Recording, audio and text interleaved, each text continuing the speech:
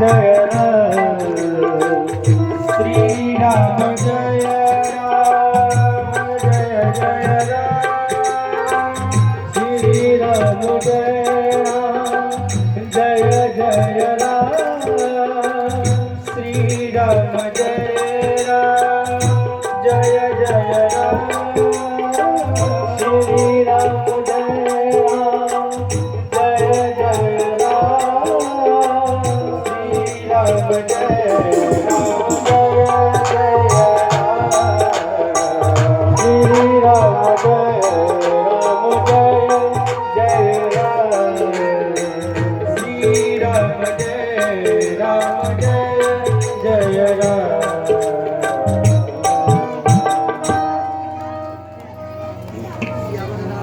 चंद्र की महाराज वशिष्ठ जी यज्ञ के कार्य के लिए जा रहे थे। बड़े प्रेम से सुने। यज्ञ के कार्य के लिए जा रहे थे। राम जी से कहा, राम सीता अब 2 हिरणी हो चुकी, अब वो वही सोचेंगी जो उनके गर्भस्थ बालक चाहिए। तो सीता की प्रत्येक मनसा पूरी होनी चाहिए। सीता जो कहे उनकी आज्ञा का पालन होना चाहिए। ऐसा कहकर के वशिष्ठ जी तो चले गए यज्ञ में। एक दिन जानकी जी अट्टालिका पर खड़ी होकर के वन की ओर निहार रही। राम जी ने पूछा, जानकी आप वन की ओर क्यों निहार रही? तो जानकी जी ने कहा, हे प्रभु, हे स्वामी, मेरा मन कर रहा है कि अब मैं वन में जाकर के। तो वशिष्ठ जी कह गए थे कि राम जी, जानकी की प्रत्येक आज्ञा का पालन होना चाहिए, क्योंकि उनके गर्भस्थ शिशु इच्छा करेंगे वो ही जानकी जी करेंगे। राम जी समझ गए ये गर्भस्थ बालकों की इच्छा है, वो वन देखना चाहते, इसलिए राम जी ने जानकी जी को वनवास। एक कारण गर्भस्थ शिशु भी थे। कपिल भगवान कहते हैं, मैया 7वें महीने में बालक जो गर्भस्थ जीव है उसको अपने 100 जन्मों की याद आ जाती है, मैंने कौन कौन कर्म किए। और महाराज मलमूत्र के उस गड्ढे में पड़ा अचेत अवस्था में पड़ा हुआ ठाकुर जी से प्रार्थना करने लगता है, हे ठाकुर अब मुझे इस गर्त से निकालो, इस गड्ढे से निकालो। बहुत पीड़ा होती है श्याम, हे श्याम सुंदर। अच्छा देखो एक बात और बता, गर्भ का ज्ञान बड़ा पक्का ज्ञान होता है, इसलिए माताएं ध्यान दें। जब बालक गर्भ में हो शिशु, तो माताओं को ज्यादा जोर से नहीं बोलना चाहिए, आंखों में तीक्ष्ण काजल नहीं लगाना चाहिए, अन्यथा बालक नेत्र दृष्टि से कमजोर हो सकता है। यदि जोर से बोलेंगी तो बहिरा हो सकता है, गूंगा हो सकता है। जहां तक हो हरि चर्चा से, हरि की चर्चा से, क्योंकि आप जैसा सुनेंगे वैसा बालक पर प्रभाव पड़ेगा। अभिमन्यु को गर्भ का ज्ञान था, ध्रुव प्रहलाद को गर्भ का ज्ञान था। अभिमन्यु चक्रव्यूह को भेदना सीख गए थे गर्भ में, और जब अभिमन्यु जाने लगे चक्र भेदन के लिए, तो महाराज जब सुभद्रा को पता चला, तो सुभद्रा अट्टालिका पर बैठी हुई थी। वहां पर देखा उन्होंने कि एक भीलनी अपने पुत्रों के साथ खेलती जा रही है। तो सुभद्रा कहने लगी, भीलन तू बड़ा भागिनी, सुत संग खेलत जात, और विधि ने जग में कत रची, क्षत्रिय कुल की मात। हम मातन की जगत में नागिन सी करतूत, जरत आग में झोंकती अपने सबल सपूत। अभिमन्यु जब जाने लगे तो वे भीलनी से कहते हैं, भीलनी तू धन्य। संसार में विधाता ने क्षत्रिय कुल की माता को कैसा जन्म दिया, जो अपने पुत्र को जलत आग में झोंक दे। जानती हूँ कि अभिमन्यु लौटकर नहीं आएगा, परंतु मुझे आज्ञा देनी पड़ेगी। इतने में अभिमन्यु आ गए। दासी से कहा, चौकी बिछा दो, अभिमन्यु की भुजाओं का पूजन करूंगी। आज अंतिम दर्शन अभिमन्यु का करूंगी। एक दिन ब्याह काज दुल्हा जुबराज बनो।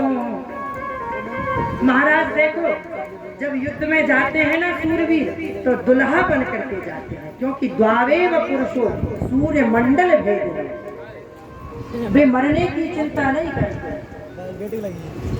द्वावेव एक तो सूरवीर सूर्य मंडल का भेदन करके सीधा जाता है, और एक भगवान का। महाराज युद्ध में परास्त, युद्ध में मरने वाला सूर्य मंडल का भेदन करके मोक्ष पर प्राप्त फिर आता नहीं है। जब अभिमन्यु आए तो मैया ने कहा, यदि मैं रोऊंगी तो मेरा बालक कमजोर, गर्भ का ज्ञान झूठा होता है और गर्भ का ज्ञान पक्का होता है, ये कपिल भगवान कह रहे हैं। जो ज्ञान अभिमन्यु को, महाराज भुजा पूजने लगे।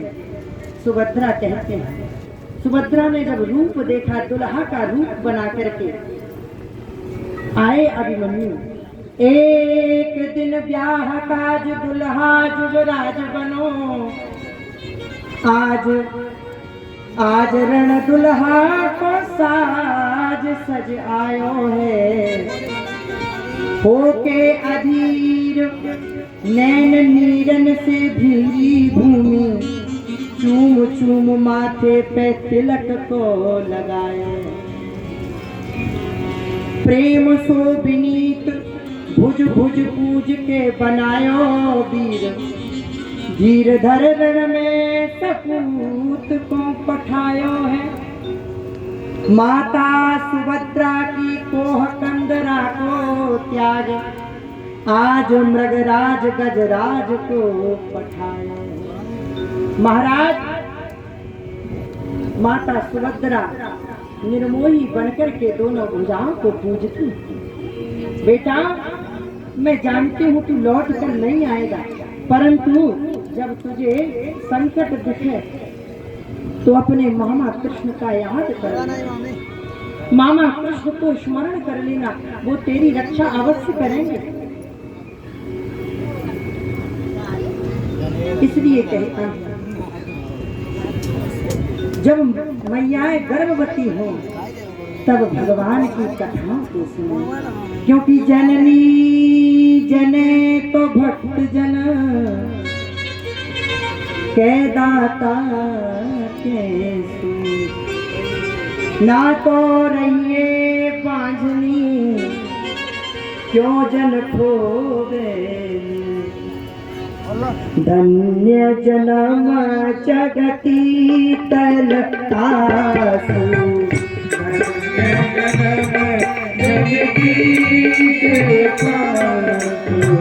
धन्य जन्म जगती तलतासु, धन्य जन्म जगती तलतासु। रघुपति भगत जासु, रघुपति भगत जासु।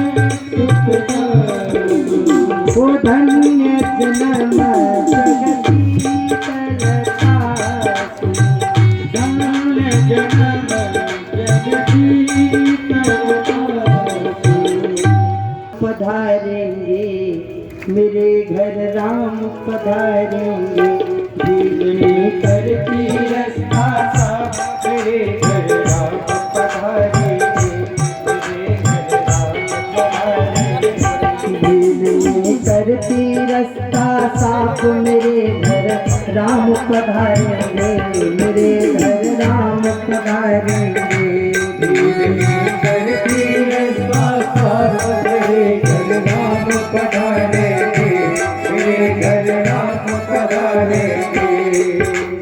राम लखन की सुंदर जोड़ी नैन निहारेंगे। राम लखन की सुंदर जोड़ी नैन निहारेंगे। ओ राम लखन की सुंदर जोड़ी नैन निहारेंगे। राम लखन की सुंदर जोड़ी नैन निहारेंगे। दीनानाथ दया करके, दीनानाथ दया करके दिल्ली को तारेंगे। मेरे घर पधारेंगे। दिल्ली करती रास्ता साफ मेरे घर राम पधारेंगे। मेरे घर राम पधारेंगे।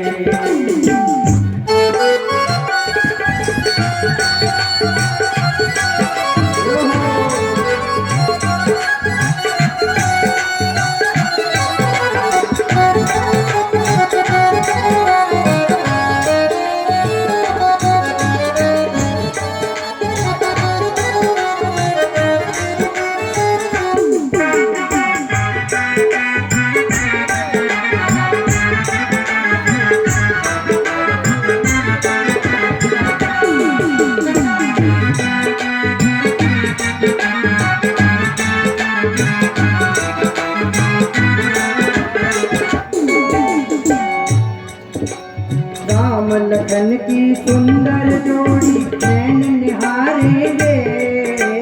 राम लखन की सुंदर जोड़ी नैन निहारेंगे।